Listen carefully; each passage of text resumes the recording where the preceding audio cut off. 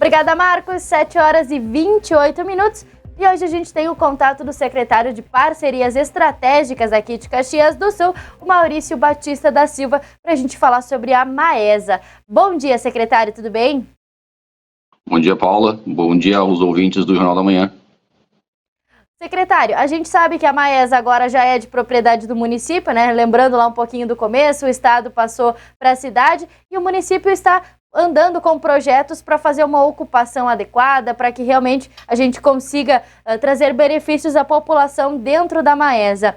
A que pé está o projeto? Quais são as diretrizes que vocês estão tomando agora sobre a projeção da Maesa? Bom, perfeito. Acho que é importante a gente tratar esse assunto com a maior transparência possível e para a sociedade poder entender que o município ele segue atuando, né?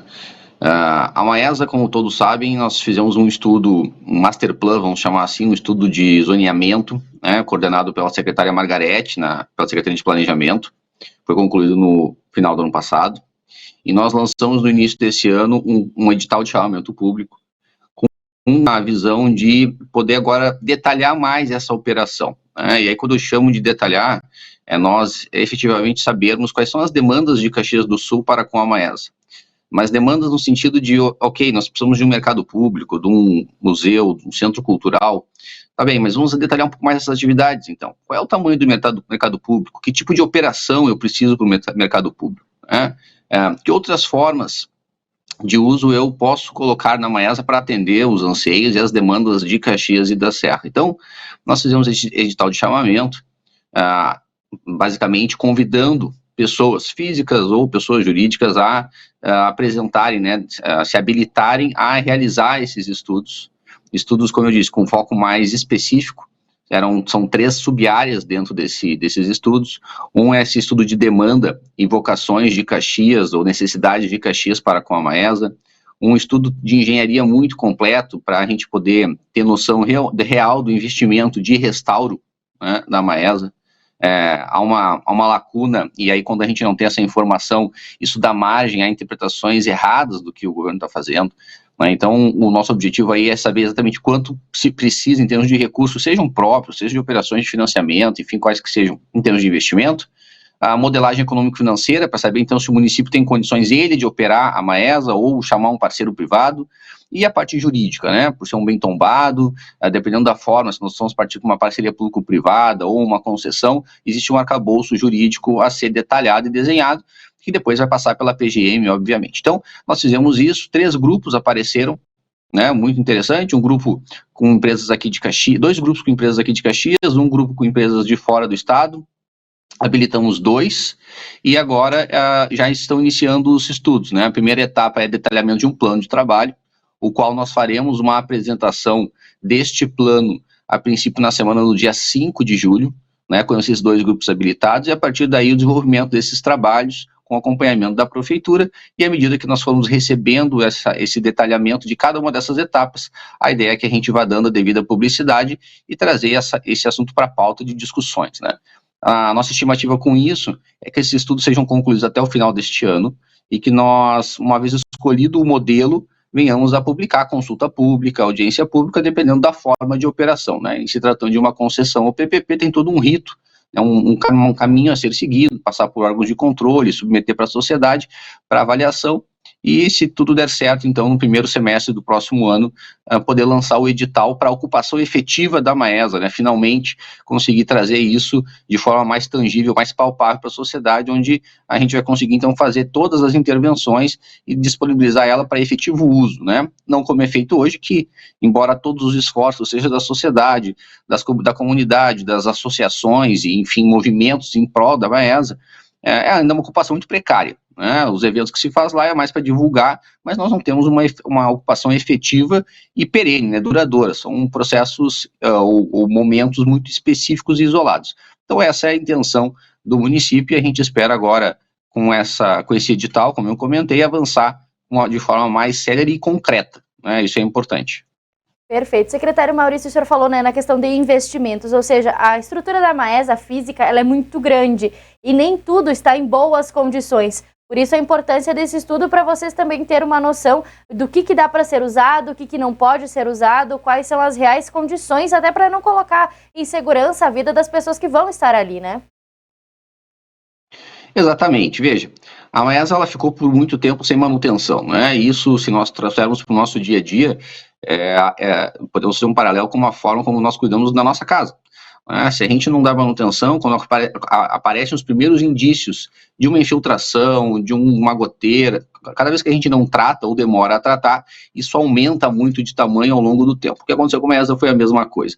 E a gente não está aqui fazendo crítica a quem estava antes dessa gestão, enfim, a gente sabe das dificuldades do setor público, Caxias vem enfrentando isso, né, a necessidade de fazer inúmeras reformas no âmbito da administração pública para que o município tenha mais recursos para investir, né, que é uma dificuldade que nós temos. Então, a Maesa está num estado hoje em que a própria questão de ser tombada, né, e a forma como ela se encontra exigem investimentos elevados. E mais do que isso, né, nós estamos falando aí de uma ciência que é a engenharia, que é a arquitetura.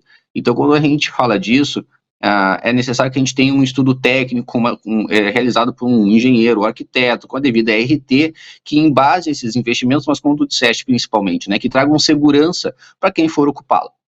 Existem inúmeras obras e intervenções a serem feitas, inclusive de acessibilidade. Nós não temos elevadores, as escadas estão inapropriadas para o público, e tem algumas intervenções ali, então, que a gente precisa de um detalhamento maior, e mais ainda, né, essas intervenções pelo patrimônio ser tombado também precisam passar pelo COMPAC, né, a órgão de tombamento aqui do município.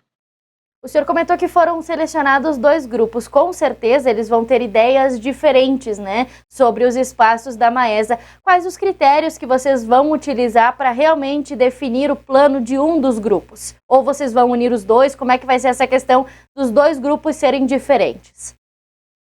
Perfeito, boa pergunta, eu acho que essa é uma dúvida que é da sociedade também. A premissa que nós utilizamos, na verdade, para que esses grupos embasem os seus estudos é o plano de ocupação, né, realizado lá em 2014, 2015, e este último trabalho realizado pela CEPLAN, né, onde já existe um master plan. Então, veja que já existe uma base, e inclusive o nosso edital e o nosso termo de referência, né, desse edital de chamamento, ele estabelece que esses grupos devem obrigatoriamente demonstrar a viabilidade desse plano de ocupação existente. Então, se lá nós temos que uma parte da Maesa, ela deve ser ocupada com o mercado público, cedida para as secretarias do município, ocupar, ter um museu, enfim, né, ser um centro cultural, é obrigação desses grupos fazerem essa simulação e ver, dentro deste critério, qual seria o modelo. Bom, olha, eventualmente esse modelo, a forma de ocupar, o município vai ter que aportar recursos regularmente dentro da Maesa ou ele mesmo operar, isso tem um custo. Bom, o município tem condições de fazer isso? Não tem? Bom, se eu não quiser, se o município não tiver condições de fazer esses aportes, como é que a gente pode viabilizar a Maesa? Bom, se eu alterar um pouco a vocação ou ampliar outras formas de exploração, de geração de receita, mantendo, obviamente, a Maesa livre de acesso para toda a população, sem cobrança de ingresso, tem alguns critérios que são inegociáveis, né, que a gente está estabelecendo. Aí eu consigo, de repente, outras formas de ocupar, sem necessidade do município, como eu disse, eventualmente aportar recursos, né. Então, o cerne, efetivamente, a linha de, assim, a espinha dorsal dessa estruturação passa pelo plano de ocupação que foi construído pela própria sociedade, né, nós não estamos aqui mudando nada. Essas diferenças, eventuais alterações, para que ela seja viável. E aí tem uma outra série de premissas dentro do termo de referência, que é, bom, ela tem que continuar sendo um centro multicultural, o município, obrigatoriamente, né, digamos assim, a tendência, a prioridade é que ele não aporte recursos, e principalmente, né, a questão de acesso. Então nós vamos avaliando, dentro do que esses grupos forem propondo, se vão atendendo a essas premissas, existem outras, mas se vão atendendo a essas premissas, e novamente, né, é um processo que vai ter ampla discussão. Então a gente também vai ter uma sondagem com a sociedade para ver dentro das propostas entregues, aquela que fique mais aderente ao interesse de todos. Perfeito. Só para a gente repetir, o pessoal que está acompanhando, né, que realmente tem essa questão de amor pela Maesa, que quer saber o que vai acontecer. Qual que é a primeira data, o primeiro prazo para esse primeiro plano que esses 2 grupos estão organizando? Qual vai ser o próximo passo de vocês, a próxima data, para que a gente já fique atento? Daqui tantos meses a gente vai ter uma resposta sobre o que está acontecendo com a Maesa. Então, a princípio, no dia 5 de julho, nós faremos uma reunião Com esses grupos, é uma reunião onde nós vamos convidar a imprensa, vereadores, as frentes, os movimentos. É uma primeira entrega, que é o plano de trabalho, né? Cada grupo vai apresentar o seu. Na verdade, o prazo são 15 dias úteis da publicação, da autorização que o município concedeu. O município concedeu essa autorização no dia 14 de junho, se eu não estou enganado.